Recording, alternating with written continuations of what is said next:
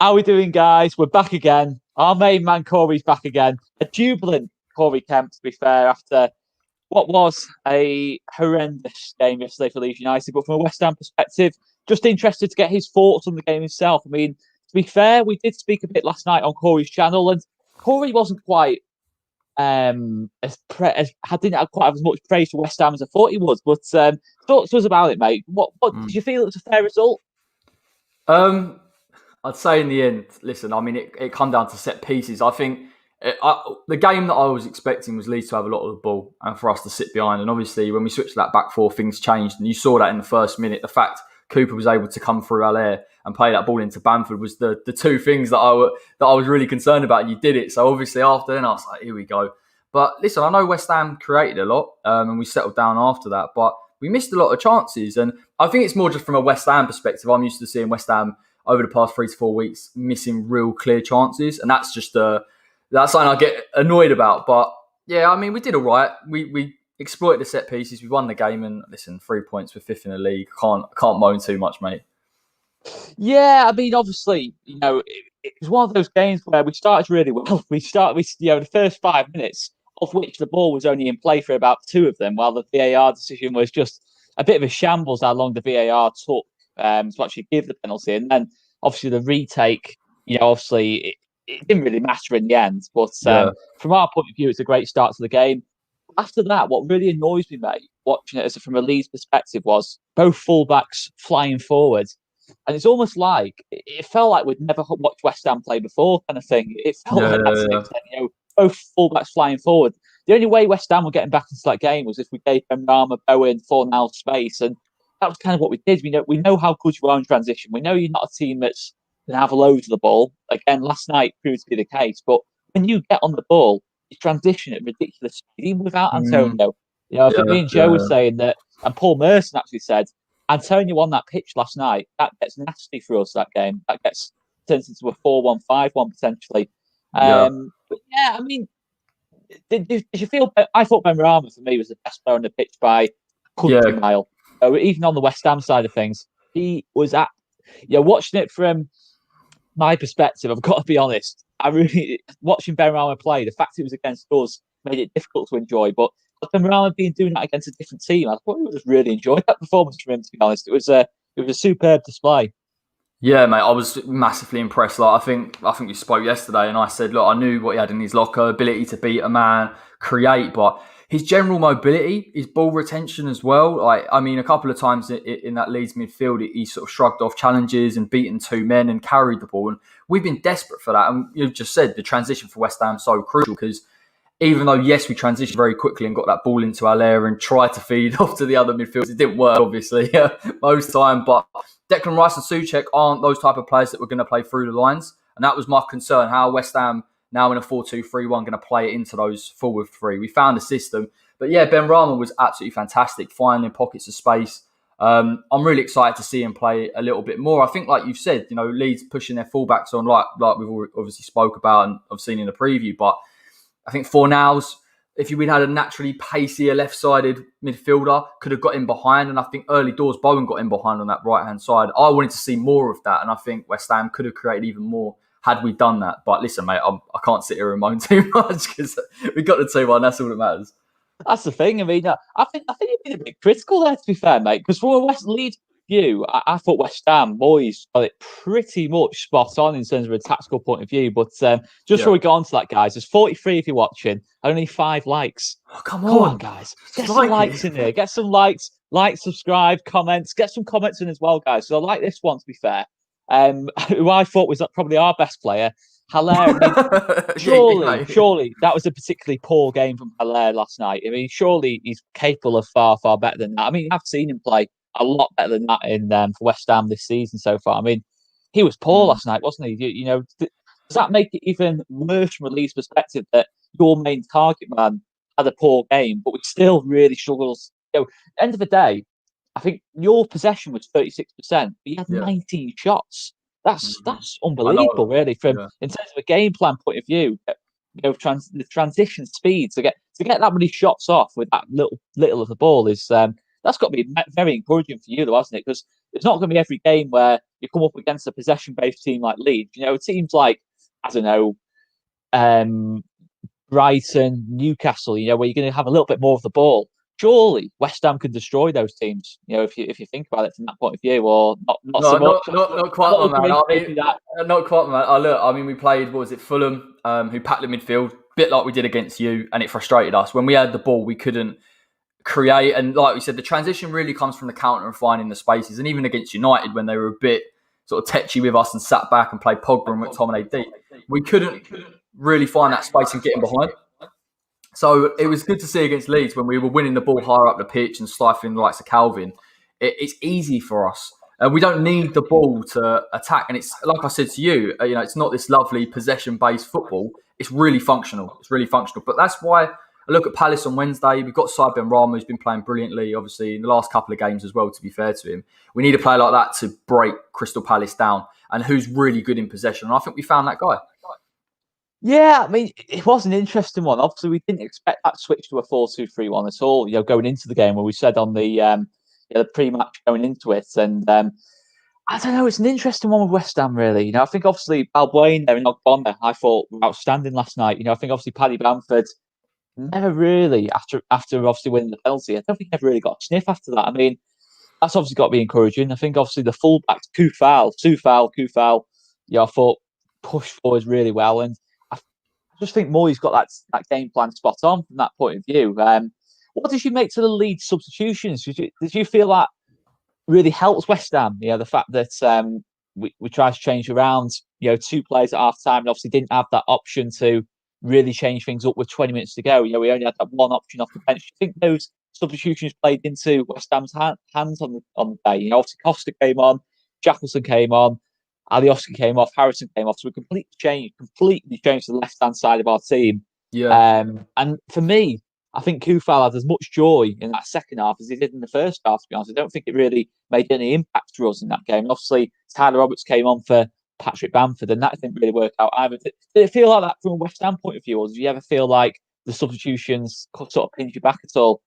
No, not at all. I mean, I don't want to be too critical of Leeds and obviously the subs. The subs for me, I didn't really notice them too much. I think where West Ham were being a bit more proactive, which is what I wanted from them, was Soufal was pushing up a little bit more on the right, and we were getting a bit more width and exposing it, and that's getting deliveries into Allaire, albeit obviously did miss a few chances, but it was good to see we pushed our fullbacks a little bit higher. But like I say, mate, I think I can't imagine something more frustrating than bringing on players, particularly for Bielsa, to try and change the game. And I didn't understand what he was trying to achieve with those players. I don't know.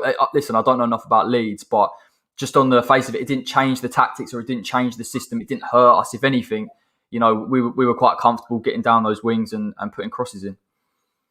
I think really looking at Leeds, I have watched a bit of the game back, not all of it. I can't do the full 90. I can't. Yeah, don't talk to yourself, man. Always try and watch kind of like between the half hour to hour marks. I think that's really where a game, the pattern of the game really develops in those kind of moments. 15 minutes before half time, 15 minutes after. It's where you really start to get a feel for what's going to happen in the game. And I just felt when I was looking at it, obviously, we set up 4-1-4-1. Obviously Patrick Bamford always drops the feet. He's always kind of like the fourth midfielder, if you like, kind of occupies the same kind of spaces that Harry Kane was. Obviously, I'm not saying he's Harry Kane, but I'm just saying he occupies those same kind of spaces.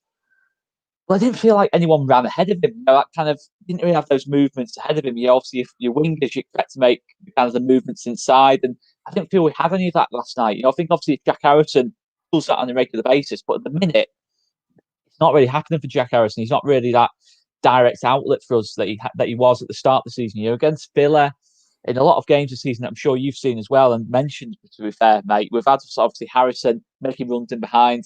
Rafinha's kind of come in to do that job as well. But it just felt like, despite having all the possession, we never really made the ball stick in the final third. I mean, we had 64% of the ball, but it felt like it was all in the first 2/3 of the pitch. You didn't feel like we progressed into that final third very well. And surely, that's got to be the perfect game for West Ham. A team that's having a lot of the ball, not particularly bit careless in possession and not really getting into your final third and pinning back your back four. Surely that's got to be the perfect game for a David Moyes team. I think obviously as well, when we went 1-up, we're trying these fancy flicks on the halfway line. You're thinking, No. You give Benrahma the ball on the halfway line, you're just asking for trouble. Especially when you've got both fullbacks flying forward. I mean, it's got to be the perfect game that for West Ham last night. Yeah, listen, mate. That's why I felt slightly comfortable coming into the game. Obviously, I knew we had the injury, and less so when that came through. But I just felt that if West Ham, we don't need the ball. We can sit back, play a low block. We're very, very comfortable. I trust Rice and Souček in terms of the defensive responsibilities. I think you saw a little bit from Declan as well, his ability to carry the ball, which is becoming more and more important in that transition. I think Leeds have obviously got frustrated. I know you talk about the flicks and things like that, but Leeds need space, and I think West Ham, the way we set up, we just negate that. And I think that's why it was, in some ways, a clever choice of system from David Moyes, because we didn't lose anything defensively. In fact, we actually just packed the midfield, and you couldn't build up any rhythm and momentum. And I guess in those situations, you want West Ham to try and press you and win the ball, but we're happy to let you have it. And when we win it, we just get up and we press numbers up. So, yeah, I guess in some ways it's an ideal game. I said to you before the game, I saw Chelsea in terms of them winning that midfield battle and said maybe if we throw a man in there, it'll have a similar impact. The fact we had 5 in there, obviously, for me, completely stifled Leeds. I think when you started to get a little bit more dangerous is when we sat back and brought on Ben Johnson and Noble. And that's when I didn't want that to happen. You see Moreno with the chance near the end, It's tough, man. It's tough. But listen, I think West Ham, right system, defensively organised, and we took the set pieces, which ultimately, let's be honest, it told. If we might have been sitting here, West Ham missed every chance in open play, and I'd be going, oh, can't believe we've done that. So, that's got to be a clean shot. I like this comment, to be fair. I do particularly like this comment here, but I mean, we struggled, didn't we, big time in the set piece. And I think even with Robin Koch in the team, it's been a problem for Leeds. But just before we go on to the set pieces, was there any particular players who, because obviously me and Joe did the player ratings this morning, we picked out Meslier, despite I think he should do better on the first goal. I think he did keep us in it, to be fair. Late on, it could have easily gone to 3-1, 4-1, had Meslier not been on it. I think Luke Ayling did really well for us. I think Calvin played okay. He wasn't as good as Declan Rice. There's no way I can argue that. But I thought those 3 were probably the only ones who kind of played okay, kind of thing. I mean, did anyone else kind of stand up from that? Or did anyone stand out as being particularly poor to you on the day? Where you were looking at it from West Ham point of view and thinking, pinpoint in now, kind of thing. Did you see any of that?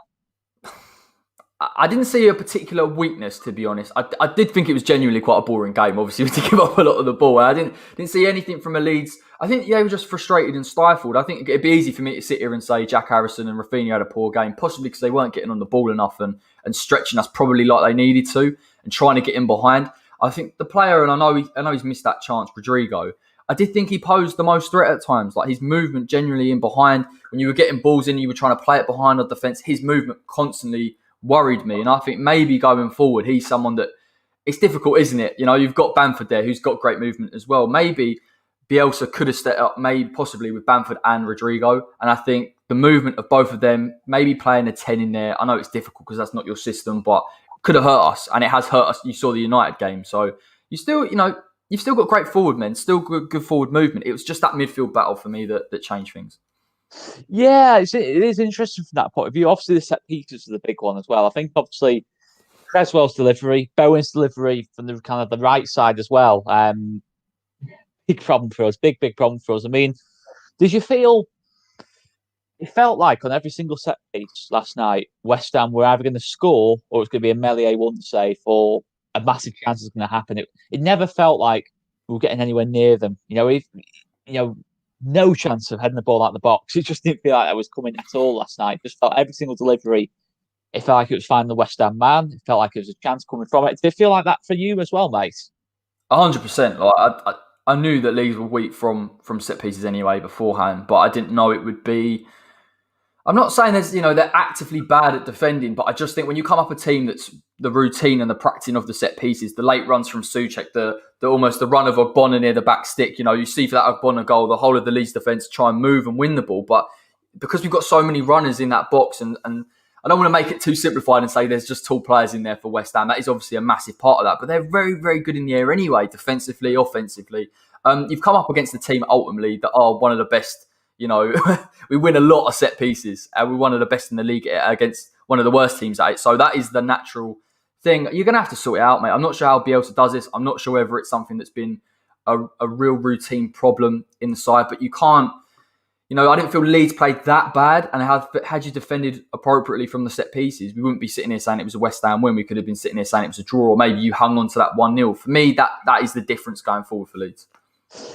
Obviously, we're coming quite close to January now. I wouldn't normally ask this on the opposition post-match, but if you're looking at that from, so obviously, you are neutral when it comes to Leeds. Where we do talk about before the whistle blows. Having seen Leeds this season, not just last night's game, but over the season so far, if you're looking at it in January, where would you say, from a objective point of view, Leeds should be looking to strengthen, if at all, in January? I don't know if it's a player thing or whether it's a system thing. I've got to be honest. I thought actually when you actually looked at West Ham last night and you look at Leeds throughout the season, when teams try and play through the middle of you, it's quite difficult because you do kind of sit a little bit deeper and you can't get through the central areas. So from that perspective, I don't think Leeds defensively are as bad as people make out. But I think possibly offensively, you could do with a bit of a 10 in there. Someone that's going to pick up the ball in those positions. The Arsenal game is an example where you've got so many attempts on goal and you do naturally create. I can see why that is the case. But no one to find that pocket of space and that clear-cut ball through. You could possibly have to look at a centre-back, mate, if I'm honest. Someone that is a bit of a leader, an experienced Premier League player, someone that's going to be able to organise that back four. All I can say is from Ogbonna. I know he was great for that goal, but as a leader as well for West Ham, he's absolutely crucial because Balbuena isn't the best centre-back in the league by no stretch of the imagination, but because he's got that leadership quality, and I'm sure as a bigger leader as Cooper is, he's still having to make that transition up from League One to Championship to Premier League. And Bielsa's asking Clark and Llorente to come in from all these different leagues and adapt. Yeah, they may be good for playing out from the back, but you just need a little bit of defensive stability at times and possibly relying on Calvin too much to dig you out of holes, particularly in open play. And you need to get Calvin further up the field because his passing range is so fantastic. So a couple of areas, mate, but definitely defensively, possibly a leader in there. Yeah, it's an interesting one. Keep your comments coming in, guys. Let's have some questions for Corey. What would you say with a centre-back? I think, obviously, a lot of the talk is about an aerially dominant centre-back, not just like a leader, which is fair, which is perfectly fair. But the difficult thing is, I think we're in a difficult situation in terms of January because we've got Llorente, Koch, who are both out at the minute, and then Gaetano Berardi, who's coming back in February. So that's kind of like 3 centre-halves there to still come back. And you're kind of thinking, trying to attract a top centre-back with that situation where you've got kind of 4 centre-backs at the club already, including another one from the academy, loads from the academy, to be fair, in Ollie Casey, Pascal Struijk, and Charlie Creswell.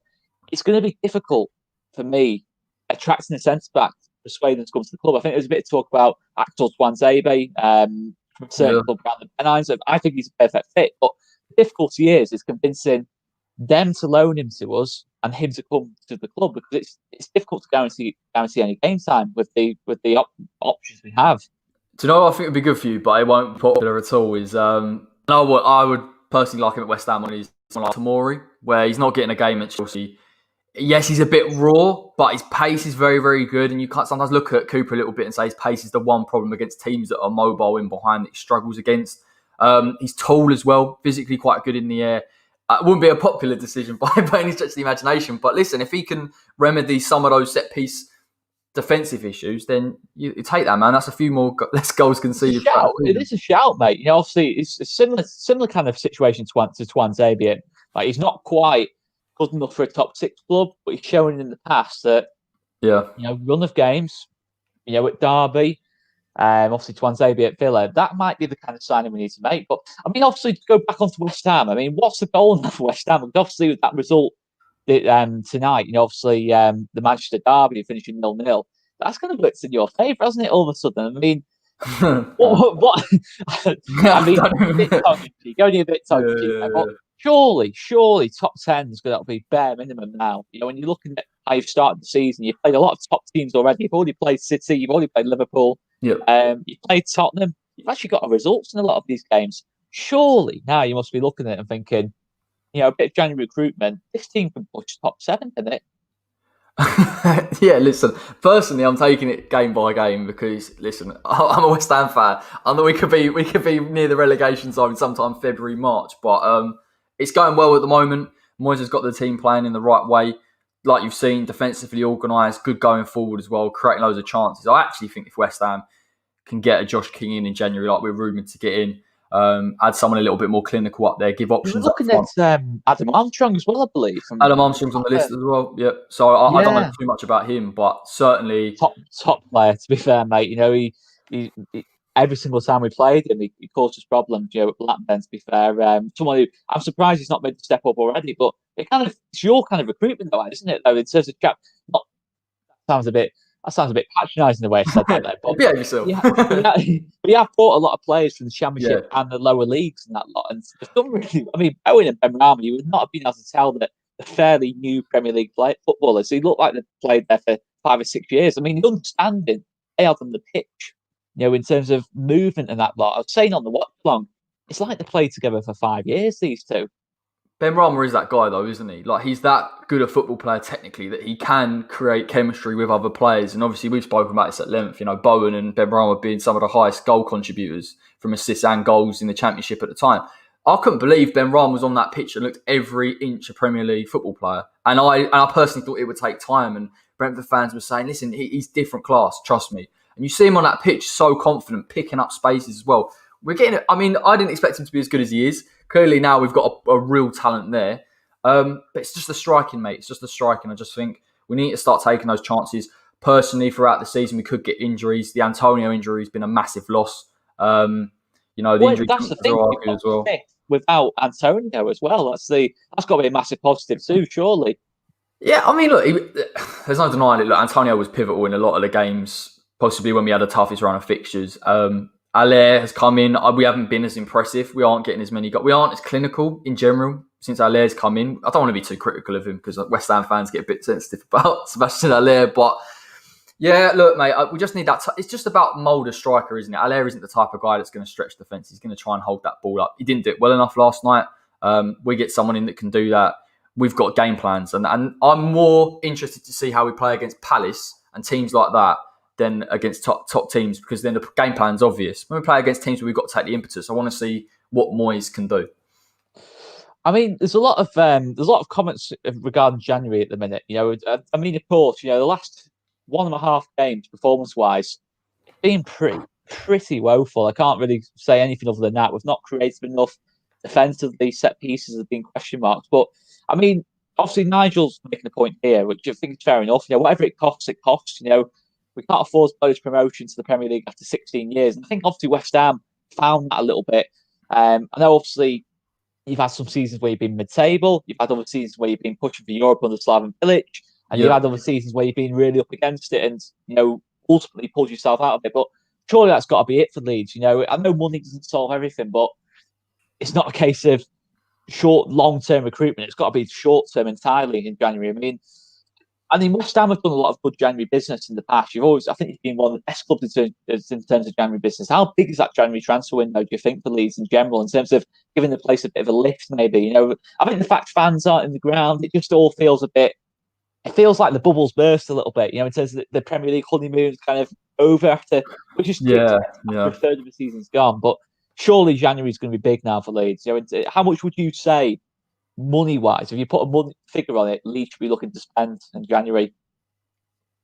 I don't know about your finance. I'd probably say maybe 20 or 30 million on quality recruitment defensively. I'm not talking like, a few odd signings, 5 million here, a 10, 15 million pound player or a 10 million pound player. I think your recruitment's been good. I know it's all kind of doom and gloom at the moment. I do understand that, the lack of wins, but Rafinha's come to the league. He's obviously got talent. Rodrigo's come to the league. He's obviously got talent. Llorente, Koch, you haven't seen. You are right in the short-term aspect. You need someone in there that's going to do the job. But when they get back from injury, particularly Koch and Llorente, and you give them a run of games, it's probably easier to judge then. It isn't easy. What I would say, you look at that Leeds squad, and these players have played in the Championship. That transition isn't easy, and I'm sure they're having to adapt to it, and it takes time. It is just about experience, mate, and I'm sure Bielsa will turn it around. That you come against easier teams, and break down, and get some definitely feels that way. It's just the nature of the league, isn't it? I mean, you'll know better than anyone, mate. Having come up back into the Premier League, obviously 7 or 8 years back. Yeah, it's nine, I think. Yeah, long time ago now. Yeah. Results are always going to be a bit inconsistent, aren't they? I mean, that's what you come to expect. Is that you can be brilliant one week and then everything can look awful again the next week. It's just the nature of going from the Championship to the Premier League. I mean, Championship is a bit more constant. You're expected to win every single week. You're coming up against lesser quality. I mean, Premier League, it's just every single game. That's the thing in the Premier League. Every single game's tough. Every single point you get in the Premier League, it's earned, isn't it? You can't earn the points or anything in the Premier League without being at 100%, especially for a newly promoted club, surely. Yeah, I agree. I mean, you look at recruitment. I mean, West Ham spent nearly £100 million in 2018, and a lot of those players didn't, come off for us. Diop's wasn't even in the squad yesterday. Felipe Anderson, 40 million's out on loan to Porto. Isn't about spending money. Can we have Diop on loan? It'll make a few errors, mate. Trust me, in that Bielsa side, trying to play out from the back. Listen. He was linked with Man United a few years ago. He was. Is that always a bit daft, or? No. When he's on his game, he looks like he's got great potential. I think we bought him when he was 22. He's now 24, 25, and there are still those mistakes in his game, and it's wondering whether that potential will ever be converted into consistency. Never quite happened for him. I think when you look at West Ham as well, we have made some errors, but we've got a blend as well of real Premier League experience and hunger. Soufal coming in, Souček, Bowen, players that want to impress. That was a real issue at West Ham for a long period of time. You'd spoken about getting the right type of player in. We would get, Felipe Anderson. Did he really want to be at West Ham? I'm not totally sure. David Moyes has somehow rectified this and got people in that want to play for the club, that don't just see it as a bit of a stepping stone for another club, that want to progress with West Ham.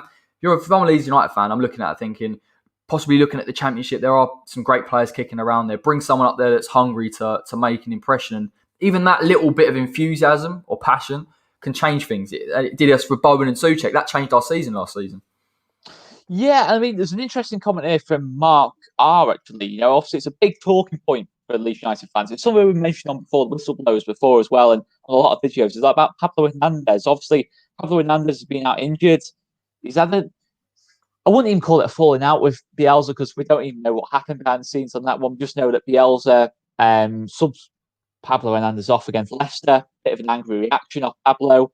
And we all kind of thought, okay, that's probably it from there. But ever since that, this is the first time Pablo's been on the bench since that game. I mean, how much of a boost was it for West Ham? 20 minutes ago, we've obviously spoken about the number 10, someone who can pick the ball from the central areas behind Rice and Souček. How much of a boost was it to West Ham that Hernandez didn't come on the pitch? And had Hernandez come on, do you think West Ham would have found it as easy to just see out those last kind of 10, 15 minutes of the game? Yeah, I think we would have seen it out by those last 10 minutes, because he had gone back to that real defensive shape. It was more probably when we were chasing it 60 to 70 minutes up until we got the Ogbonna goal.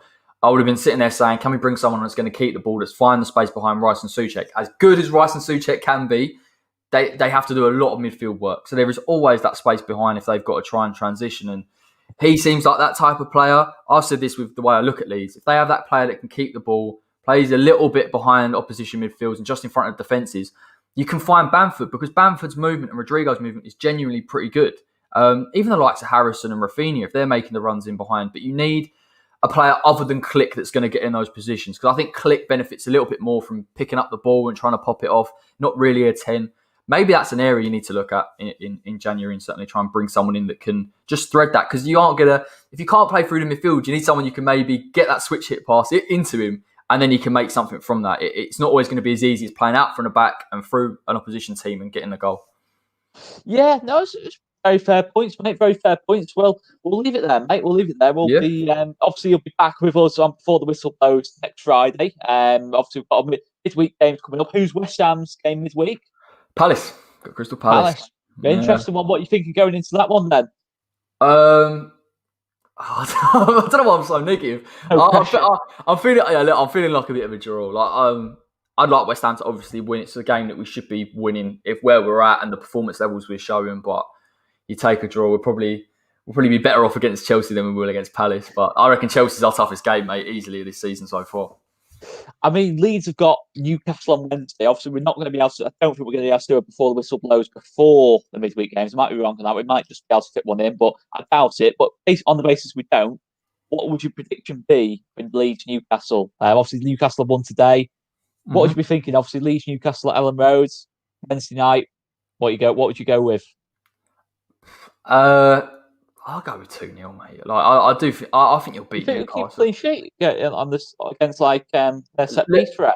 Listen, mate.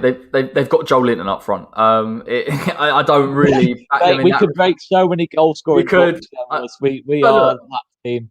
from a goal scoring perspective, from what I've seen in Newcastle, if Newcastle even try it and press you, right? Obviously, you're fantastic at the counter press, but the movement, you look at Newcastle centre backs, there's not really much mobility there. Obviously, it is Steve Bruce, the 4-4-2 style. You can play through the midfield, you can play with click and advanced role. There are so many things you could do. You get on the ball, you get a bit of confidence. I'm sure you'll get a win, and you might even keep a clean sheet. So, I'd say that, mate. That'd be the dream. That winning a clean sheet and it just calms everything down. I think everything just feels so much better, and I think the performance is big as well. But mate, just before you go off, tell us about your channel, mate. Tell us about your oh channel and where we yeah, can find you. yeah. Yeah, look, West Ham Way YouTube channel getting ever closer to 5K, which has been a nice little journey. But yeah, all predicted 11s and do a bit of analysis on there. Got a weekly fan show as well. And like I said previous, I'm on the Before the Whistle blows for all the Premier League football when everything's not going too well with our clubs. And we will be back. We will be back again on Friday Friday night with the Before the Whistle blows. Tomorrow night, we're hoping to get an opposition preview of a Newcastle fan.